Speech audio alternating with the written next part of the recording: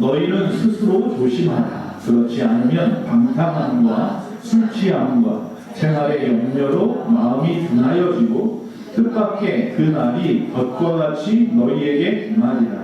이 날은 온 지구상에 거하는 모든 사람에게 임하리라. 이러므로 너희는 장차 올 이 모든 일을 능히 피하고 인자 앞에 서도록 항상 기도하며 깨어 있으라 하십니다. 예수님께서 공생에 30살이 되셔서 세례 받으시고 제자들을 세우면서 공생애를 시작하시죠. 그 공생애를 처음 시작할 때에 마태복음 5장에 보니까 산상수훈이라 해서 제자들에게 가르치시는 주옥 같은 말씀들이 5장, 6장, 7장 계속됩니다. 그리고 난 다음에 이제 공생애를 마무리할 때 십자가에 죽기 직전에 마지막 고난 주간에 또한 감람산이라는 올리브산이라고 하는 즉 예루살렘성 건너편 물자기 건너편 기도 물자기 건너편 감람산에서 제자들에게 또한 많은 사람들 앞에 말씀을 전합니다. 그걸 뭐라고 말하냐면 감람산 강화라 이렇게 말합니다. 특별히 이 감람산 강화에는요 종말에 대한 말씀을 하시는 겁니다. 마지막 때는 이러하리라 라고 하는 말씀입니다. 근데 이 감람산 관한 오늘 누가복음 21장을 읽었지만 마태복음 24장에도 나오고 마가복음 13장에도 나옵니다. 오늘 특별히 오늘 21장을 전체를 좀 보려고 하는 겁니다. 이 종말에 대한 예언을 예수님이 직접 제자들에게 하십니다.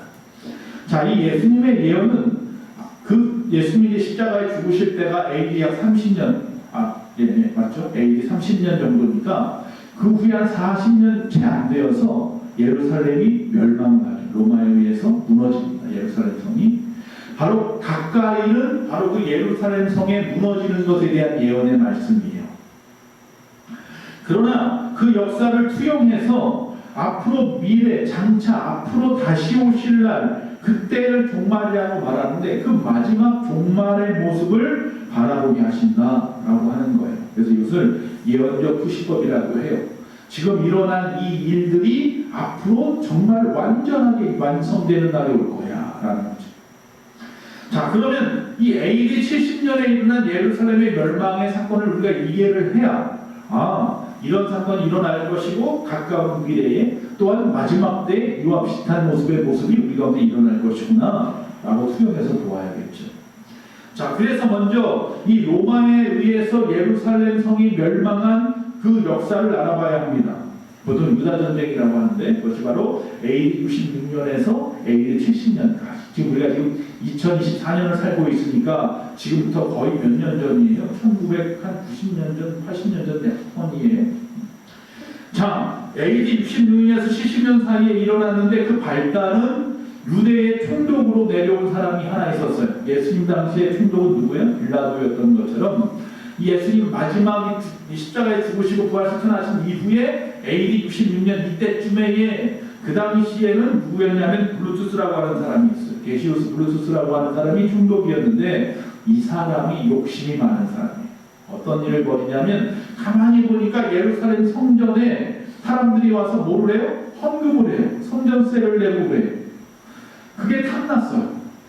그래가지고 강탈을 합니다. 17달란트 얼마나 될까요? 지금 현재 돈으로 하면 200억에서 300억 얘기하는 사람도 있는데 정확하게 알 수 없고 그거하고 따지면 어쨌든 수백억의 돈을 갖다가 하나님 바쳐준 것을 강탈해 갔어요. 자, 이 일로 인해서 유대인들이 화가 머리끝까지 났어요. 그래서 로마 군대를 폭동을 일으켜서 몰아냈어요. 예루살렘 성에서. 예루살렘에서 이 로마 사람들을 몰아내고 나니까 막 기세가 등등했어요. 야, 별거 아니네 로마 사람들. 그런데 그게 아니죠.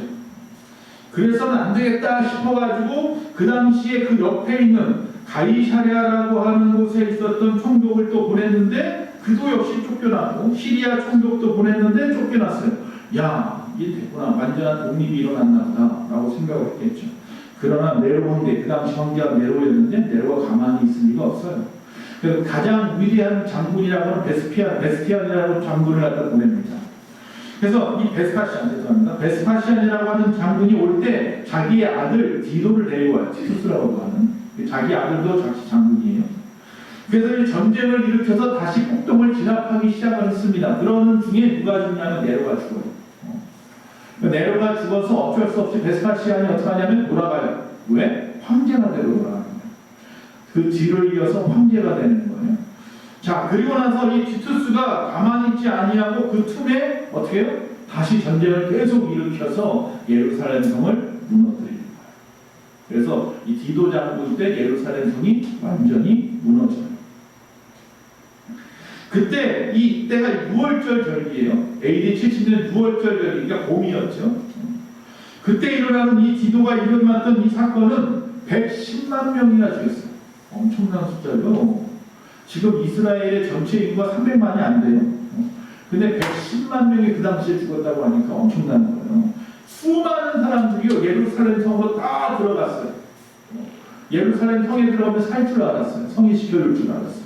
근데 다 죽고요. 약 9만 7천 명. 그러니까 11명 죽고 1명 살아났어요. 근데 그 한 명도 뭐예요? 포로로 잡혀갔어요. 그러니까 120만 명 가까이가 성 안에 있었는데 110만 명이 죽고 9만 7천 명이 잡혀갔어요.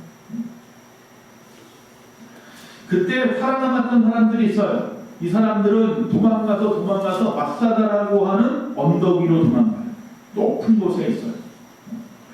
그곳에서 끝까지 항전을 합니다. 그 사람들을 열심당원이라고도 보통 하는데 3년 이상 끝까지 항전을 하다가 AD 74년에 더 이상 참지 못하겠다 싶어서 전부 다 자결을 하죠. 그래서 전쟁이 끝나는 거예요. 자, 그게 바로 로마가 예루살렘을 멸망시킨 사건이에요. AD 70년. 자, 그런데 오늘 이 말씀은 그것을 빗대어서 그 예루살렘의 멸망을 빗대어서 마지막 영적인 예루살렘이라고 할 수 있는 이 모든 세상의 것들이 다 무너지는 날이 올 것이다 라고 말하고 있습니다. 그래서 오늘 21장의 종말에 대해서 네 부분으로 나누어서 이야기하는 첫째로 5절에서 10절까지는 그 징조가 나타납니다. 종말의 때는 이런 징조가 나타나리라 라고 말씀하는데 8절에 보니까 거짓 선지자들이 나와요. 지금도 보니까 이단들이 많이 나오잖아요. 내가 예수다 하는 사람들이 얼마나 많습니까? 또 두 번째 10절에 보니까 민족 간의 분쟁이 일어나고 국제적인 전쟁이 막 일어나요. 전쟁이 많아져요. 지금 전쟁의 소문이 엄청나죠. 또 11절에 보니까 지진과 기근, 전염병이 창궐할 거라고 해요. 끊임없이 지진이 일어나고 있고 수많은 사람이 굶어 죽고 있고 우리가 코로나라고 하는 엄청난 전염병도 지나왔잖아요. 이게 종말의 징조라고 하는 거예요. 그리고 네 번째로 12절에 보니까 성도들이 순환을 당해요. 어떤 순환을 당하냐면 박해를 받아요. 예수 믿는 것 때문에 박해를 받아요. 그리고 많은 사람이 옥에 갇히고 그 당시에 임금들과 집권자들이 많은 예수 믿는 사람들을 끌어가더라라고 말씀하고 있어요. 지금은 아직까지 그런 때는 아닌가라고 우리가 생각할 수 있을지 모르지만 저 중동 땅이나 중국 땅이나 저 북한 땅이나 많은 나라들에서 기독교인들이 얼마나 많은 고난을 당하는지 몰라요. 또 더 나아가서 16절에 보니까 가족들로부터도 핍박을 받아요. 가족들이요 넘겨준대요. 저 북한 땅에 많은 그런 사람들처럼 가족들조차도 자기의 사람들을 가족들을 넘겨줘 버리더라. 임금들과 집권자들한테. 지금 그 유대 땅에서 예수 믿는 사람들을 메시아닉주라고 하는데 그 이스라엘에서 예수 믿는 사람들이 엄청난 핍박을 받아요. 제가 언젠가 같이 다큐멘터리 영화도 보았어요. 회복이라고 하는 다큐멘터리를 보았죠. 수많은 사람들이 와 랍비라고 하는 사람들 유대인들이 와서 예배 드리려고 하니까 막 돌을 던지고 물러가라고 소리를 지르고 난리를 칩니다. 가족들도 막 쫓아내고 그런 때가 온다. 그런데 뭐라고 말씀하냐면 이런 일들에 있어서 두려워할 필요는 없다. 예수 믿는 우리가 두려워할 필요는 없다.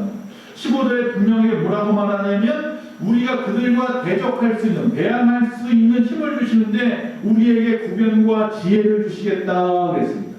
말할 힘과 또 지혜를 주셔서 그 모든 핍박을 이겨나갈 수 있게 할 것이다 라고 말씀하고 있어요. 탈무드에 보면 어느 랍비가 어느 선생이 3층 집에 사는데 정신병자가 찾아왔어요. 그래가지고 칼로 막 죽인다고 난리가 났어요. 그러면서 이야기합니다. 너 하나님 믿는 랍비라며 그러면 여기서 뛰어내라. 그래도 살잖아 라고 말하는, 마치 예수님 때 예수님을 시험했던 마귀처럼 말이죠. 이제 랍비가 말을 합니다. 뛰어내리는 거야. 누구든지 다 뛰어내릴 수 있잖아. 근데 나는 저 밑에서 하늘로 올라갈 수 있어. 그러니까 이 정신병자가 그래? 정말이야? 한번 보여줘. 그래서 1층으로 내려가서 도망을 돼요. 베드로와 요한이 초대교회에 잡혔어요. 그렇죠? 복음 전하다가 많은 사람들이 예수를 믿게 되는 것 때문에 결국 잡혀가게 되었습니다. 그때 그들 가운데 사도행전 4장 13절에서 14절에 보니까 이런 말씀이 있어요. 그들이 베드로와 요한이 담대하게 말함을 보고 그들은 본래 학문 없는 범인으로 알았다가 이상히 여기며 또 전에 예수와 함께 있던 줄도 알고 또 병나은 사람이 그들과 함께 서 있는 것을 보고 비난할 말이 없는지라. 이렇게 되었어요. 이게 무슨 말이에요? 나가서 막 복음을 전하는 거예요. 근데 그들이 말을 하는 걸 보니까 성경을 너무나 잘하는 거예요. 말씀이 막 뛰어난 거죠. 그런데 우리가 알다시피 베드로와 요한은 어부예요. 정말 그 당시 어부들은 공부할 일이 없었단 말이죠. 글씨나 알면 정말 대단한 정도였던 사람들인데 우리가 알기로 저 사람들이 그런 사람들인데도 불구하고 어떻게 저렇게 뛰어나게 말을 잘하지? 또 놀라운 역사가 일어났죠. 병이 나왔어, 병이. 그러니까 그들 앞에 나가서 뭐라고 할 말이 없더라. 왜? 그리고 또한 가서 그를 잡아내면 그 많은 사람들이 폭동을 일으킬 수도 있으니까 겁이 나니까 잡아가는 것도 힘들었어요. 자, 그리고 나서 19절에서 21절에 베드로와 요한을 밤중에 몰래 잡아다가 놓고 이야기합니다. 베드로와 요한이 대답하여 가르치 말라고 얘기를 합니다. 그러자 베드로와 요한이 대답하여 이르되 하나님 앞에서 너희의 말을 듣는 것이 하나님의 말씀을 듣는 것보다 옳은가 판단하라. 우리는 보고 들은 것을 말하지 아니할 수 없다 하니 관리들이 백성들 때문에 그들을 어떻게 처벌할지 방법을 찾지 못하고 다시 위협하여 놓아주었으니 이런 모든 사람이 그 된 일을 보고 하나님께 영광을 돌리리라. 야, 내가 너희 말 듣는 게 옳겠느냐 하나님 말씀 듣는 게 옳겠느냐, 너희가 판단해봐라. 나는 하나님의 말씀을 듣고 나가서 지금 그 사명으로 복음을 전하는 건데 거기에 뭐라고 대꾸할 말이 없으니까 그냥 으름장만 넣는 거예요. 야, 조용히 해. 다시 나가서 또 한 번만 그래. 다시 잡아올 거야. 그리고 풀어 죽었다라는 거죠. 하나님은 이처럼 우리에게 구변과 지혜를 주시기 원하십니다. 그러니 우리가 절대로 우리의 머리털 하나도 상하게 하지 않는 하나님을 믿으시고 늘 날마다 기도함으로 마지막 때를 잘 판단하고 바라볼 수 있어야 되는 거예요. 자, 두 번째 종말의 징조와 이야기한 다음에 멸망에 대해서 이야기합니다. 예루살렘 멸망에 대해서 20절에서 24절에 말씀을 합니다. 앞에서 말씀드렸어요. 종말에 대한 확실한 증거, 그림자 사건이라고 할 수 있는 것이 예루살렘의 멸망이라고. 자, 그런데 거기 보면 특징적인 게 뭐냐면요, 예루살렘이 에워싸임을 당할 것이라는 거예요. 적들에 의해서. 그럴 때가 되기 전에 뭐예요? 예루살렘 성으로 들어가라? 아니요. 거기 있는 사람까지도 빨리 나와서 산으로 도망가라. 될 수 있으면 멀리 도망가라. 예수님이 그렇게 말씀을 했어요. 이 말씀을 많은 사람이 듣고 있었지요. 그리고 이 말씀이 떠나고 40년이 지났는데 정말로 로마가 쳐들어왔단 말이에요. 성을 에워싸기 시작하는 것 같아요. 그랬더니 많은 사람들이 어떻게 해요? 성으로 막 들어가요. 자, 그 당시에 성이 크지 않아요. 우리나라 저 서울의 사대문 아니나 될까요? 크지 않아요. 그런데 그 성 바깥에 뭐가 있어요? 논밭이 있어요. 그러니까 많은 사람들이 아침 일찍 농기구를 가지고 성 바깥으로 나가서 일을 하다가 저녁이 되면 다 들어와서 성 안에서 사는 거예요. 성 안에 사는 사람은 그나마 먹고 사는 사람들이고 성 바깥에도 많은 사람들이 텐트 치고 살아요. 그러니까 집이 없어. 텐트로 대충 천막 쳐놓고 산단 말이에요. 옛날 판자치처럼. 그런데 전쟁이 일어나니까 적군이 막 쳐들어오는 걸 보니까 사람들이 겁이 나니까 어떻게 하더라? 다 예루살렘 성 안으로 다 들어가서 오늘 굳게 잠가버리더라. 그런데 예수님의 말씀이 생각나는 사람들이 있어요. 기독교인들이에요. 이 사람들은 하나님의 말씀을 매일같이 묵상하잖아요. 40년 전에 하신 이 감람산 강화가 40년이 지난 지금도 뭐예요? 그들이 끊임없이 외우고 읽고 서로 나누고 말씀을 전하기 때문에 그 말씀이 오늘 말씀처럼 항상 우리 안에 있는 거예요. 그래서 저와 여러분 뭐가 필요해요? 말씀 묵상이 필요한 거예요. 2000년의 그 말씀이 하나도 빠짐없이 우리 가운데 기억이 나야 돼요. 그래야 그 말씀으로 사는 거란 말이에요. 결국 그래서 또 어떤 사람들은 산으로 도망가 버리고 멀리 도망갔어요. 누가? 기독교인. 예수 믿는 사람은. 그래서 그 사람들은 어떻게 했다? 다 살아났어요. 예수 믿지 않고 그 말씀을 허투루 들은 사람들은 오히려 성 안에 들어갔다가 다 죽임을 당했어요. 자, 여기서 보면 최대한 멀리 도망가라 라고 말씀하고 있는 것을 영적으로 좀 묵상해 본다면 그런 것입니다. 말세 때에는 모든 죄악된 것으로부터 멀리 도망가라 라고 말씀하고 있는 거예요. 여러분, 주님이 오실 날 멀지 않은 지금이야말로 어떻게 해야 돼요? 멀리 말씀 안에서 도망가야 돼요. 죄악된 세상으로부터 떠나가야 돼요. 세상의 모든 것들로부터 떨어져 있어야 돼요. 내가 그 안에 더 깊숙이 들어가 버리면 거기에 숨을 수 있을 것 같지만 못 숨어. 오히려 죽어요. 그래서 23절에 보면요, 아이 뵌 자들과 젖먹이는 자들에게 화가 있을 것이다 그랬어요. 아니, 아이를 뵌 자와 젖먹이는 자가 제일 먼저 보호받아야 될 사람들 아니에요? 그런데 그때는 어떻게 돼요? 화를 입어요. 그만큼 그 전쟁이 어떻게 해요? 긴박하게 이루어지는, 갑작스럽게 이루어지는 거예요. 아까 말씀드렸잖아요. 야, 물러가네? 쳐들어오다가 우리가 에이 한번 하면 또 물러가고 또 물러가니까 기세등등했단 말이에요. 그런데 이번에는 뭐예요? 문제가 너무 커요. 그것을 갖다가 이게 바로 예수님 말씀하신 그때인가 보다 하고 산으로 도망간 사람은 살았는데 또 싸우면 되겠지 하고 성으로 들어갔던 사람들은 다 죽었단 말이에요. 그 사람들이 성을 이렇게 쭉 싸고 공성전이라고 꽉 싸고 그 안에서 굶어 죽을 때까지 기다렸어요. 아이 뵌 자와 젖먹이는 자들이 왜 화가 있느냐? 그들이 거기서 먹을 게 떨어지니까 제일 먼저 뭐부터 잡아먹었어요? 자기 아이들부터 잡아먹었어요. 근데 이런 어려움이 언제까지냐? 24절에 보니까 이방인의 때가 차기까지라 그랬어요. 이게 끝이 아니에요.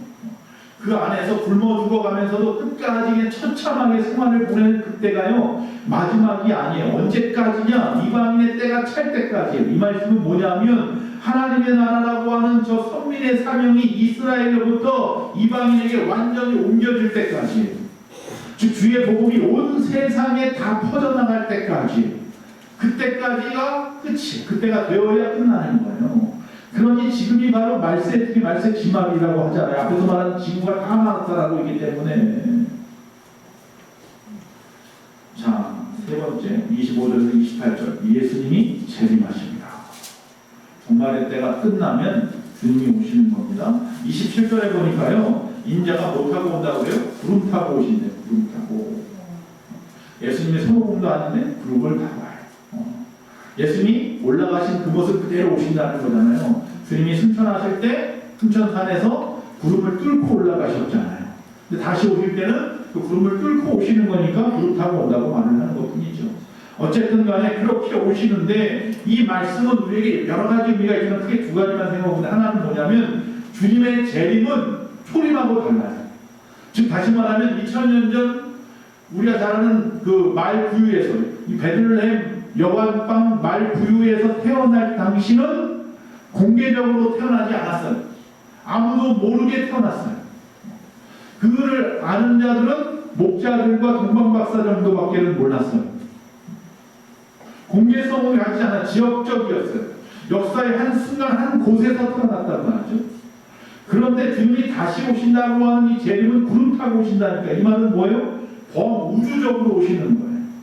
즉 모든 사람이 공개적으로 와요. 주님이 오시는 것을 모르는 사람이 한 사람도 없게 오시는 거예요. 한국 땅이나 미국 땅이나 누구나 다 주님이 오시는 것을 알게 돼요. 옛날엔 이 말에 이해가 안 되었어요.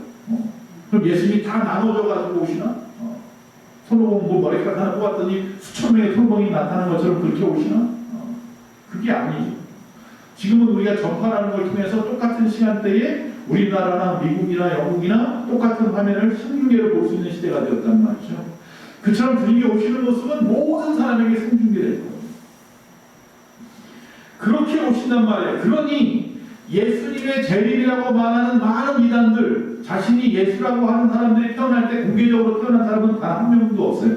이만희도 그렇고 먼저 죽은 저 안산홍도 그렇고 저 문선병도 그렇고 그의 부인이라고 하는 자도 그렇고 즉 모든 사람이 공개되어서 야 저 사람이 하나님의 아들이신가 봐 하면서 하늘에서 막 이렇게 내려오지 않았단 말이에요. 다시 오실 예수님은 그렇게 오신다고 했는데 그러니까 지금에 있는 모든 사람들은 다 뭐예요? 이단인 거예요. 다 거짓말쟁이 사기꾼들인 거예요. 거기 빠져있는 사람들이 참으로 안타까울 뿐이에요. 미혹되어 있는 자들, 눈이 가려져 있는 자들. 지금의 많은 예수라는 거짓 그리스도들이 거짓인 이유가 분명히 있습니다. 또 하나는 뭐냐면 그 재림이 위엄과 영광이 가득하게 오시겠다라고 말씀하고 있다는 거예요. 즉 구름을 타고 오신다는 이야기하는데 이 구름은 모세의 성막 또 솔로몬의 성전을 봉헌할 때에 나타난 거예요. 그래서 항상 하나님의 지성소 앞에는 뭐예요? 구름이 가득해 있어서 아무나 함부로 못 들어갔단 말이죠. 보이지도 않아요. 아무것도. 그건 뭘 이야기해요? 하나님의 위엄, 영광, 하나님 이곳에 계시다라고 하는 것을 드러내는 거죠. 그래서 이 구름을 타고 오신다라는 말씀은 바로 그런 모습인 거예요. 그런데 그 구름을 타고 오실 때에 28절에 보니까 이런 일이 시작되거든 너희는 일어나 머리를 들라 그랬어요. 많은 사람은 두려워할 거예요. 이게 무슨 일이야 하고 막 두려워 난리가 날 텐데요. 오히려 너희들은 그 머리를 들어라 라고 말해요. 그것은 뭐예요? 적극적으로 환영하고 경배하고 찬양하라 라고 말하는 거예요. 주님이 오시는 날 주여 어서 오시옵소서 마라나타 할 수 있는 사람이 얼마나 될까요? 오늘 이렇게 찬양하는 저와 여러분은 이렇게 할 수 있어요. 우리에게 이렇게 찬양하는 이유가 훈련하는 거예요. 주님 오시는 날 찬양하기 위해서, 경배하기 위해서. 저 천국에서 영원토록 우리가 할 것은 오직 하나 경배하고 찬양하는 일만 할 텐데. 그렇게 적극적으로 환영하라는 말씀입니다. 즉 하나님의 나라에 동참하라, 적극적으로 함께하라 라는 말씀이에요. 그래서 지금 이 순간 우리가 훈련해야 되는 거예요. 예배의 장이 열리면 항상 적극적으로 다가가서 적극적으로 예배하라는 거예요. 머리 들고 예배하십시오. 정말은 누구에게나 심판의 저주일 수도 있지만 그러나 우리에게는 하늘나라의 성급의 순간이 시작되는 것이고 하늘문이 열리는 거예요. 저 천국의 나의 집이 나의 것이 되는 시간이에요. 이제 드디어 사인하고 입주하겠다고 사인하고 키를 받는 거야. 할렐루야. 예, 그리고 그 키를 가지고 가서 내 천국집의 문을 열 거예요. 네 번째, 예수님의 재림의 사건에 대한 말씀을 하시면서 뭐라고 말하냐면 29절에 33절 무화과나무와 또 다른 나무에 대한 비유를 하십니다. 왜 뜬금없이 갑자기 무화과나무 비유를 하시는가? 즉 종말은 반드시 온다는 거예요. 즉 우리가 생각할 때 멀다 생각하지만 종말은 분명히 확실하게 우리 가운데 올 것에 대해서 이 이야기를 하고 있습니다. 여러분 우리나라도 지금 그래요. 어느새 여름인가 싶었잖아요. 며칠 전까지만 해도 막 날씨가 너무 더워서 에어컨을 틀어놓고 올해 누진세 내는 가정이 41%나 된다고 하는데 여러분 누진세 내는 가정이 있습니까? 전기 많이 써서? 다행히 우리 집은 아니더라고요. 그 누진세 내면 뭐 5만 원 내는 사람이 15만 원도 내고 막 이렇게 되더라고요. 전기세가. 갑자기 그게 더웠었는데 오늘 아침은 너무 추워서 제가 반팔을 여기서 계속 입고 다니는데 오늘 새벽에는 도저히 반팔을 못 입겠더라고요. 그래서 긴팔을 입고 나왔어요. 이처럼 갑자기 어느 순간 여름인가 싶더니 가을로 그냥 훅 지나가 버리고 겨울이 오게 생겼어요. 이스라엘이 그래요. 이스라엘이 겨울인가 싶었는데 어느 순간 봄이에요. 봄인가 싶었는데 어느 순간 여름이에요. 그 여름이 길어요. 그러면 이스라엘 사람들도 이 봄이 굉장히 우리나라처럼 짧기 때문에 어느새 여름이 된다는 거예요. 그러니까 한순간 갑자기 훅 하고 여름이 다가오는 거예요. 근데 그걸 어떻게 알 수 있을까? 이파리를 보면 알아요. 열매를 보면 알아요. 나무들을 보면 아는 거예요. 갑자기 나무에 이파리가 무성해지고 열매가 가득해지면 여름이 온 줄을 알라라고 말하는 거죠. 지금 바깥에 나무들이 푸릇푸릇하죠. 그런데 역시 마찬가지로 가을이 늦게 와서 한 달이나 늦게 온 가을인데도 불구하고 이 단풍 드는 그 시기는 작년이나 별반 다르지 않다고 하더라고요. 그러니까 훅 지나갈 거예요. 근데 우리는 뭘 보면 알 수 있어요? 또 단풍을 보면, 나뭇잎 떨어지는 걸 보면 아 가을이 왔고 겨울이 오는구나를 알 수 있는 것 같은 거죠. 바로 그 말씀을 지금 말하는 거예요. 어느새 여름이 되는 것처럼 종말이 어느 순간 푹 올 거라는 거예요.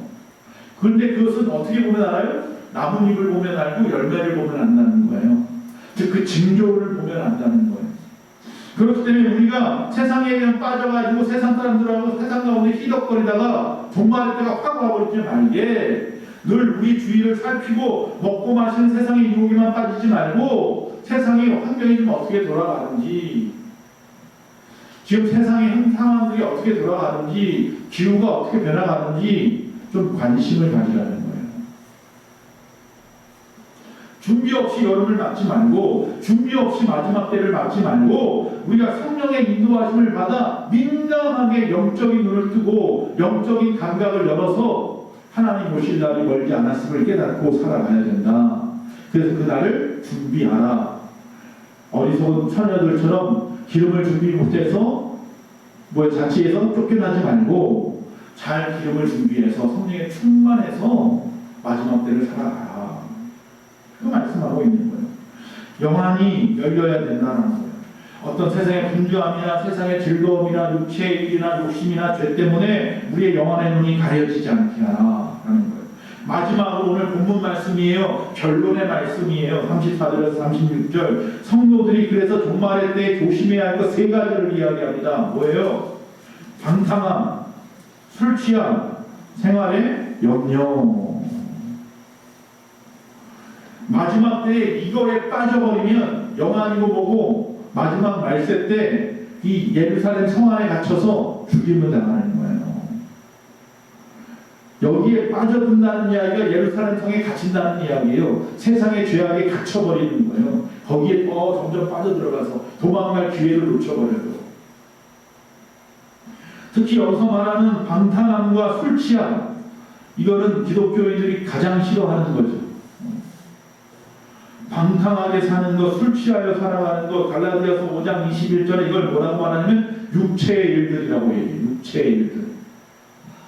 우리는 영적인 존재인데 육체의 일에 빠져 살아가는 것들. 그래서 에베소서 5장 18절에 보니까 성령 충만을 받지 못한 까닭이라 그랬어요. 세상의 방탕함과 술 취함에 살아가는 사람들은 아직 뭘 못 받은 거예요? 성령 충만을 받지 못한 거예요. 그래서 마지막 때에 주님이 오셔도 그 오심을 깨닫지 못하고 세상의 죄악 가운데 그냥 빠져있다가 지옥 갈 인생이라는 거예요. 그래서 분명하게 말합니다. 육체의 일을 버리고 술 취함과 방탕을 버리고 오직 성령의 충만함을 받으라. 그리고 생활의 염려, 생활의 염려. 이건 뭐예요? 믿음 없는 사람의 모습인 거죠. 무엇을 먹을까, 마실까, 입을까 염려하지 말아라. 하늘의 새도, 들의 꽃도 하나님이 먹이시고 입히시거늘. 의식주의 염려는 그만두고 먼저 그의 나라와 그의 의를 구해라. 주를 위하여 내가 무엇을 할까 먼저 생각해라. 그럼 하나님께서 이 모든 것을, 네가 염려하는 모든 것을 더하여 주시리라. 이번 주일 설교 말씀 중에 제가 말씀했잖아요. 안산제일교회 목사님, 고 목사님 얘기도 하고 말이죠. 제 얘기도 하고 말이죠. 하나님의 일을 하면 하나님의 나의 일을 도우십니다. 내가 그 문제, 내가 지금 앞에 있는 이 문제 때문에 여기에 내가 다 맞아요. 내 모든 것이 다 거기에 묶여 있어. 생각부터 시작해서 시간부터 환경까지 건강까지 모든 것들이 묶여 있어. 그럼 아무것도 안 되는 거예요. 그런 상황이 일어나든지 말든지 나는 하나님을 믿고 의지하고 하나님 앞에 신뢰하고 흔들리지 않는 믿음으로 나가면 돼요. 그러면 내가 혹이라도 정말로 그 일 때문에 죽임을 당하든지 어려움을 당해도 나는 후회하지 않아요. 주를 위해 살았기 때문에. 그러나 정말로 거기만 몰입되고 매립되어가지고 하나님을 다 놓쳐버리고 나중에 정말 그 일로 인해서 죽어버리면 후회만 남는 거예요. 차라리 내가 이렇게 죽을 줄 알았으면 그 시간에 주를 위해서 더 영광을 돌리고 헌신하고 충성하고 주를 위해 살아갔을 텐데. 생활의 염려를 버리셔야 될 줄로 믿습니다. 35절에 이렇게 말합니다. 종말은 온 지구상에 있는 모든 사람에게 임하리라. 할렐루야. 모든 사람에게 오는 겁니다. 나는 피해가겠지 그런 거 없습니다. 다 옵니다. 제가 전에 말씀드렸습니다. 우리나라는 왜 이렇게 암이 많아요? 세상에서 특히 지금 이 시대는 예전에는 그렇게 없었던 암이 왜 이렇게 또 이렇게 많아요? 제가 말씀드렸죠. 뭐 때문에? 장수에서. 오래 살아서 그러는 거예요. 옛날 사람들은 50대, 60대 평균 죽었단 말이에요. 그러니까 암 걸릴 시간이 없었던 것 뿐이고 지금은 120세까지 살다 보니까 암도 걸리고 뭐 각종 질병도 걸리는 거예요. 그러니까 그거 그냥 가지고 살아가는 거지. 나는 왜 이러지? 왜 나한테만 이런 생각은 하지 마시기 바랍니다. 자, 그래서 36절에 재림을 기다리는 성도의 자세는 분명해야 합니다. 첫째로 항상 깨어 있어야 한다. 아니 어떻게 24시간 깨어 있습니까? 힘들지. 저도 못합니다. 1월 1일 날 처리하고 나서 오후 3시까지 잤어요. 새벽 예배하고 집에 가서. 그리고 그런데도 컨디션이 안 잡히는, 오늘까지도 안 잡히는 거예요. 나이가 들어간다, 죄송합니다. 나이가 들어간다는 걸 느끼겠습니다. 아들은 며칠씩 가서 아르바이트, 야간 아르바이트 지금 하는데도 자고 일어나면 또 일어나서 또 하루를 살아가더라고요. 젊은 게 좋은 거죠. 어쨌든 깨어있으라는 말씀은 그렇게 잠자지 말라는 게 아니죠. 아주 급속도로 변해가는 시대. 뭐 3D를 지나서 이제는 무슨 시대? 3D가 아니라 4G를 지나고 뭐가 지나요? 5G가 지나가고 또 뭐가 왔던데? 속도가 엄청 빨라지는 시대에 지금 살고 있잖아요. 우리 교회도 지금 인터넷에 좀 속도를 올리려고 그러는데 선이 못 들어온다고 해가지고. 그래서 선 지금 100메가짜리 쓰고 있으니까 교회가 지금 앞에 유튜브 영상을 쓴다든지 뭐 할 때 좀 어려워요. 속도가 빠르지가 못해서. 근데 집에는 계속 전화가 와요. 올려주겠다. 뭘 이렇게 올려주는 게 많은지. 근데 올려줄 때 공짜라고 해도 기회가 다 받겠죠. 그러니까 빠른 시대, 그렇게 빠르게 살아가려고 하고 있어요. 스마트폰, 인터넷, 과학, 문명, 정신없죠. 우리가 눈을 아주 확실하게 뜨고 있어도 코베가는 시대예요. 지금 너무 빠른 시대에 살고 있다. 그럴 때 우리가 뭐가 문제냐? 영적인 마음이 없다는 거예요. 그러니까 세상이 너무 빠르게 돌아가니까 거기에 현혹되어서 거기에 빠져서 영적인 마비 상태가 되는 거죠. 두 번째 또 뭐 하라고 말하고 있냐면 깨어서 뭐 하는 거예요? 기도하라고 말하는 거예요. 늘 기도에 힘쓰라. 자, 우는 사자처럼 우리의 신앙을, 우리의 믿음을 넘어뜨리려고 호시탐탐 마귀가 노리고 있기 때문이에요. 그래서 우리는 이 예수님께서 공생일간에 끊임없이 우리에게 보여주었던 것 하나, 뭐예요? 기도죠. 시간을 정해놓고 끊임없이 기도함으로 내 자신을 항상 쳐서 주님 앞에 복종시키는 그 모습으로 살아가라라고 보여주셨던 거죠. 우리가 끊임없이 기도의 본을 보여서 제자의 도로 살아가야 된다라는 거예요. 기도밖에는 이 어려운 마지막 이 시대에 살아갈 힘이 없어요. 오직 하나님을 의지할 수 있는 힘은 기도인 거예요. 자, 이렇게 가르쳤어요. 마지막에. 그러나 우리가 알다시피 겟세마네 동산에서 제자들이 전부 다 피곤에 이기져서 육신의 피곤을 이기지 못하고 다 잠들어 버리죠. 그게 인간이에요. 너희가 나와 한시도 깨어서 기도하지 못하느냐? 내가 뭐라고 말했지? 감난산 강화 마지막에 늘 힘써서 깨어서 기도하라고 말하지 않았거든요. 예수님이 죽으시고 부활하시고 승천하시고 다른 보혜사를 보내주신다는 말씀 붙잡고 마가다락방에서 그들이 전혀 기도에 힘썼더라 열심을 다해서 기도하다가 뭘 받아요? 성령의 강림, 성령의 충만함을 받죠. 그리고 나서야 비로소 그들이 세상의 핍박을 이기고 복음을 증거하는 자가 되었던 것처럼 마지막 때에 기도하는 자로 깨어있기 원하면요 성령 충만 받으셔야 합니다. 결국 종말은 옵니다. 누구에게나 다 옵니다. 어려움이 올 것이고 환난의 때가 올 겁니다. 그러나 우리가 살아갈 수 있는 방법은, 이겨낼 수 있는 방법은, 피할 수 있는 방법은 죄로부터 멀리 돌아가야 하는 것이며 세상의 모든 분장을 내려놓고 오직 주님 안에서 깨어서 기도하는 일이다. 그래서 뭘 받아라? 성령 받아라. 그것이 바로 내가 할 일입니다. 여러분, 하나님으로부터 멀어지게 하는 것들은 외부에 있는 게 아니에요. 내 내면의 것들이에요. 그래서 이 내면의 나와 오늘도 싸우셔야 됩니다. 뭐로? 기도로. 기도로 싸우십시오. 그리고 이겨내시는 저와 여러분 되시기를 간절히 축원합니다.